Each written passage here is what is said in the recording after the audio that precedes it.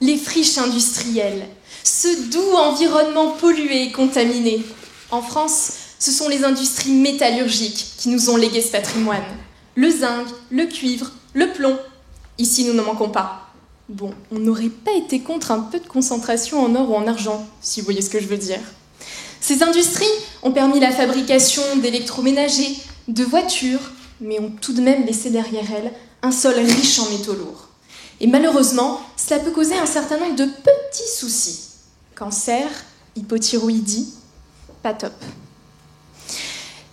Les chercheurs ont décidé de travailler sur de nouvelles technologies, que l'on appelle les phytotechnologies, pour extraire les polluants du sol, tels que les métaux lourds. Avec l'aide des botanistes, ils ont découvert que certaines plantes étaient à la fois capables de résister à la toxicité du sol et d'accumuler les métaux en plus ou moins grande quantité. Ils ont donc décidé de mettre ces plantes sur des sols souillés.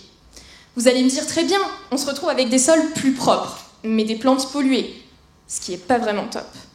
Eh bien, le but de ma thèse est de récupérer ces plantes, dont on ne sait pas toujours quoi faire, et d'en extraire les métaux, en particulier le zinc, pour en faire, attention, premier mot scientifique, des éco-catalyseurs. Ouais, moi aussi, à la première lecture de ce mot dans le sujet de thèse, j'ai eu la même réaction. Je vais vous expliquer. Les éco-catalyseurs sont de petites molécules, capables d'accélérer les réactions chimiques. Dans ma thèse, je vais utiliser une plante en particulier, réputée pour absorber en majorité le zinc. Son petit nom vernaculaire, c'est l'herbe à éléphant.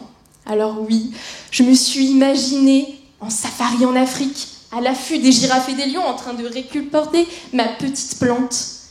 Ma rêverie fut de courte durée, je me suis retrouvée sur les terrils du Nord-Pas-de-Calais, pluie, froid, vent, bon, une Afrique que je ne connaissais pas. Le zinc que je vais récupérer de ces plantes, sous forme de sel de zinc, eh bien, va servir à fabriquer mon éco-catalyseur. En le mettant en présence de solvants, de substrats, cela va me permettre de créer de nouvelles molécules, comme des biopesticides, des parfums, ou dans mon cas, des anti-inflammatoires, parfois impossibles à obtenir avec le chlorure de zinc industriel. C'est quand même ironique. Hier, c'était cette pollution que l'on trouvait dans le sol qui détruisait la santé, qui provoquait des maladies.